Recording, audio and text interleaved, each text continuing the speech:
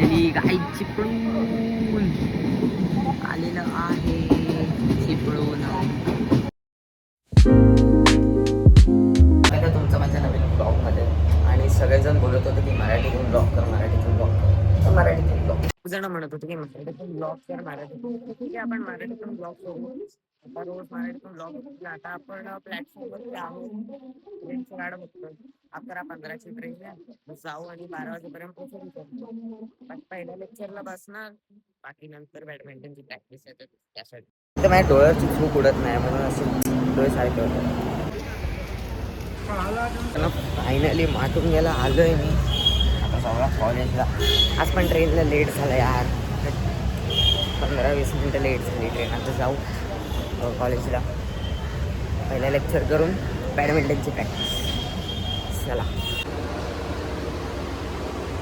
चला आता घरी चाललो मी. बॅडमिंटनची प्रॅक्टिस संपली आहे बघा, कामाकडून झालं पूर्ण.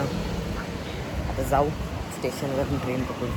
ते एकच लेक्चरला बसलो सकाळच्या पहिलं, कॉलेज नंतर नाही बसलो आणि मग प्रॅक्टिसला गेलो. आता संपली प्रॅक्टिस, फॉर्मवर आलो आहे.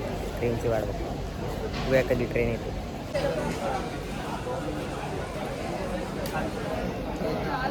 फायनली आलेलो आहे दिवा स्टेशनला.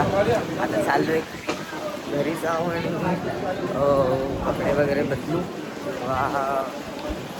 बघू काहीतरी करू, कारण 5:50ची ट्रेन चिपळूणला जायला. चिपळूणला येतो की आज रात्री. ठीक आहे, ते पण ब्लॉक करू आपण. काहीच आता ट्रेनमध्ये बसलेलो आहे, चालू आहे चिपळूण. येस, बाकी ही अशी आहे ट्रेन आणि मी बसलो इथे अशीच अशी. काही चाय पिलो, चाय पिलो काही. आता ट्रेन थांबले विनरे स्टेशनवर, आता निघेल.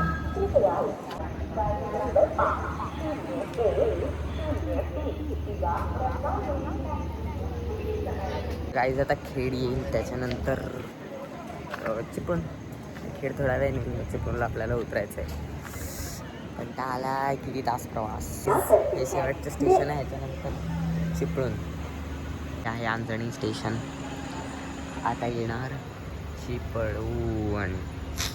फायनली चिपळूणला पोचलेलो आहे. आता जाणार घरी मस्तपैकी, झोपणार आंघोळ विंघोळ करून आणि उद्या मस्त उशिरा उठणार आहे.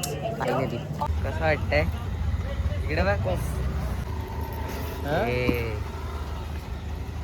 फायनली घरी आलोय.